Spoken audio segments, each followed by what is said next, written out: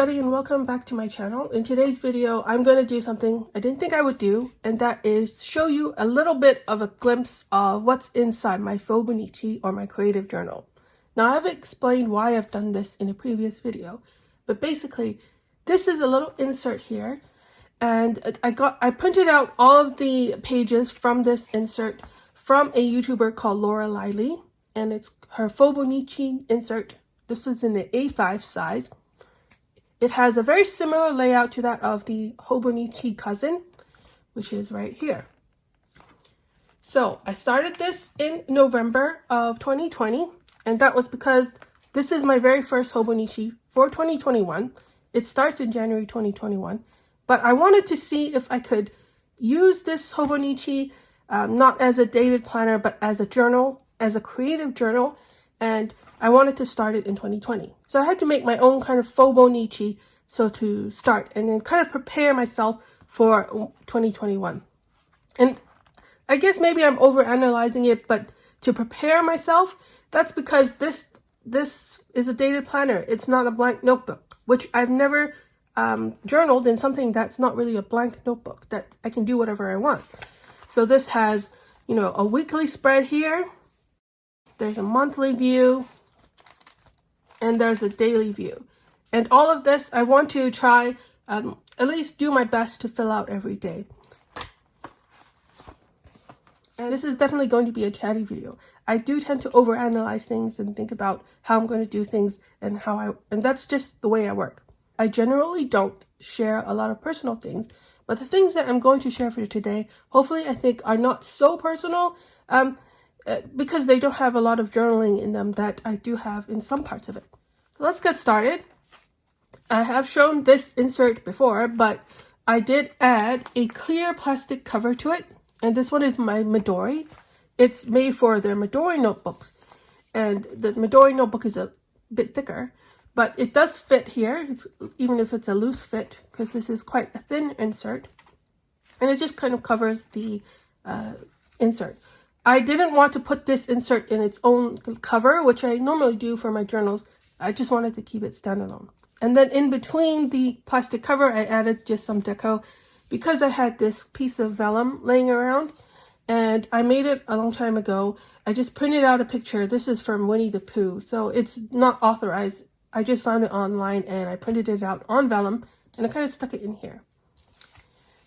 This is a little vinyl that I made from the library because my library a long time ago would allow people to use their Cricut machine, and I got to use that and make my own vinyl. So this was my very first vinyl. I'll flip open inside. I just noticed this is upside down. The pen loop should be on the back, but it doesn't matter. I did use a little sticker here from Paper Bits Co. And this die cut here, I didn't know what to do with. I think I may just stick it down eventually. But it's a little holiday die cut from Once More with Love. So next we get into the monthly view. Now this is where you'll see that it's completely blank. And I decided I'm going to have to just forgive myself for not filling it in. It does have a lot of color here because it bled through from December, which I will show you next. I struggled with this monthly view spread for a bit because I have a bullet journal, and my bullet journal also has this monthly calendar. If most people normally use this for their calendar, for writing down the things that happen during the day, I already have that in my bullet journal, and I didn't want to duplicate it here. So I feel like this creative journal of mine, I have to worry between, do I memory keep in here, or do I just do random kind of creative art or journaling or whatever in here. And for the monthly view, I've decided it's going to be more creative and less memory keeping. And you'll see me when I go through this struggle with memory keeping versus just creative journaling. So we flip to December, and this is my creative thing for December. I decided to swatch my fountain pen inks. I didn't make all 31 days, but I do have some inks, so I could technically go back and fill them out later. You can see a lot of my inks here. I do kind of favor blues and maybe teals and purples. And there's this one kind of lone pink here. which is not my favorite color ink. But I do like coming back to this page. You can see the sheen on some of these inks. This one is the Organic Studio Nitrogen, and it's probably the sheeniest one of all. I also love the shading inks. This is Troublemaker Milky Ocean, and this should be Sailor Studio ink in 150. This did cause a lot of bleed through since I used so much ink.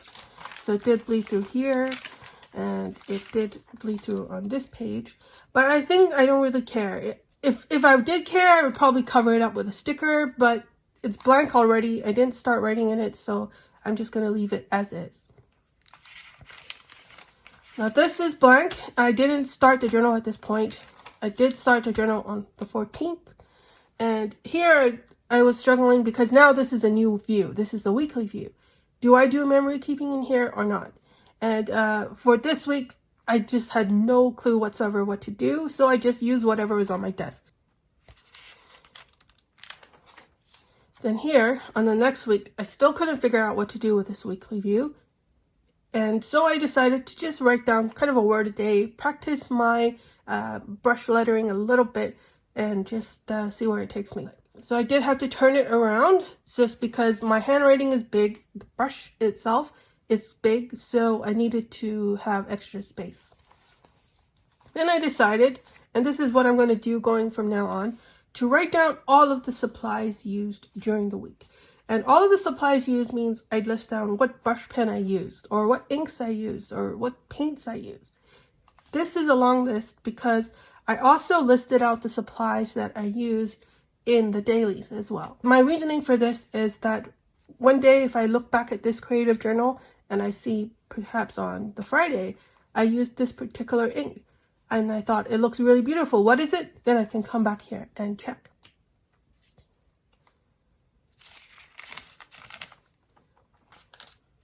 In this spread, for the very first time, I decided to use a digital printable kit.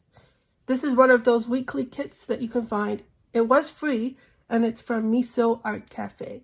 So when I bought something from her shop, I also saw that there were some freebies, so I added that to my cart when I went to pay. Because it's digital, I was able to resize everything so that it would fit within all of these columns, whereas the actual printable is a bit wider. I also printed it out, not as on sticker paper, but just on regular paper, and then I glued it down. So now it is kind of peeling up a little bit because of the glue not drying. But that's okay. I wanted to get it, and I wanted to use a free one to see how exactly I would use a digital printable kit if I were to buy one. And at this point, I just still didn't want to use this weekly spread as memory keeping. So instead, all I did was every day, I wrote down all of the supplies I used. So I was explaining here the supplies I used. I wrote it down for every single day that I used in my weeklies. And so it kind of fills it out a little bit. Unless I run out of ideas, I don't think I would do this type of spread again. And I think for me, maybe I tried too hard in covering up the timeline here. You can see the numbers here for the hours of the day. I tried too much to cover them up so that you couldn't see them, at least for the first part of the spread. And then I kind of ran out of material to do the bottom. And a lot of the things that I use to cover it up are kind of list boxes, which I don't actually use to list things. Like this part is a paragraph, and it has a little checklist here, which I didn't even use. The only memory keeping in this spread right now is this box here where I wrote down I FaceTimed with someone, and I have blocked it out just for privacy reasons. Okay. Moving on, I won't show you the next spread because that was the first week that I did try memory keeping, and I think it is too personal, but I did go pen only, and I just did a little bit of doodle. So it's all black and white with a little bit of doodling, and it turned out well, but I kind of fell off during the weekend. And you can see even here, I don't know why.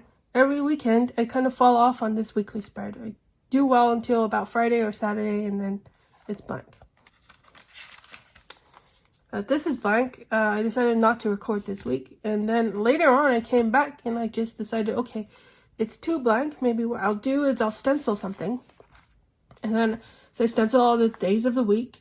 And then I colored it in. This is with a fountain pen ink. This is the Troublemaker Milky Ocean ink, which I find really pretty because of this kind of multiple shading. And I really like this look. If I were to fill this out with memory keeping at the bottom, then it would look really nice in my opinion. And maybe I will go do that in the future, but I think I'm just going to leave it. And it's also a good way because sometimes in my memory keeping spreads, I do have that extra space, like for example here, and I could kind of fill it up with this big stencil and this big numbers. Then you can see I struggled again. No memory keeping, didn't fill it out at all. I again don't want to stress myself into doing it if I don't want to do it. This week was the lead up to Christmas and the holidays and all of that. And at this point, I had gotten a silhouette machine, which is something that you can use to cut stickers. And so I went a bit crazy on that, and I used all of these stickers to make this spread.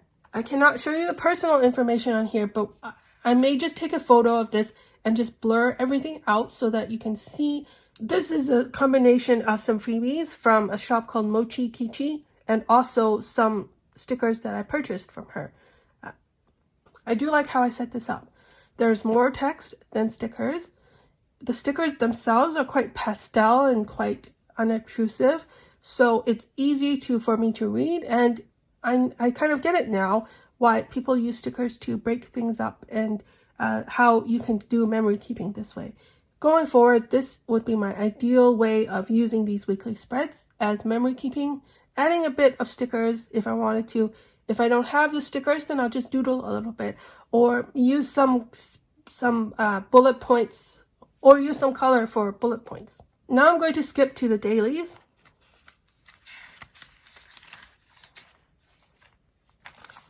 On the first 2 days, I couldn't figure out what to put in the daily, so I just made some lists, and including ways I could fill up this journal. And I have done most of these things in here. I did think about doing a themed week where I did all fine liners, all watercolors, all stamps, and nothing else. But I didn't quite do that yet. I may do that in 2021. And then after that, the next week, I did do some creative journaling where I did jot down some personal things for each day, including trying my brush lettering with it. I will skip to one example of this type of journaling that I did on this page. I like the A5 size a lot. Most of my existing journals are in the A5 size, so I have no problem with this, and I have no problem filling it out. On this side, I used more stencils and I doodled a little bit, and so there's less text. Whereas on this side, there's a little bit more writing and a little bit of brush lettering. So this was the first day that I received this brush pen, and it uses fountain pen ink. So I practiced a lot using this, and that's what the result of this is. The new challenge for me in this type of journaling in a Fauxbonichi or a Hobonichi is that my journaling is confined to one page for one day, rather in my other journals where I could use as many pages as I want. On this spread, you'll see that I had a lot of fun with this brush pen. On this side, you'll see that this is how I typically journal in my other journals. I just write, I don't use paragraphs, and I don't stop, and that's the result. If you read this, you'll see that it's all about this pen and how it broke apart and how I put it back together. And I took that long to write it out. Sometimes, even if I don't have a lot to write about the day as a whole, I can easily fill it out with something as small as this pen breaking apart.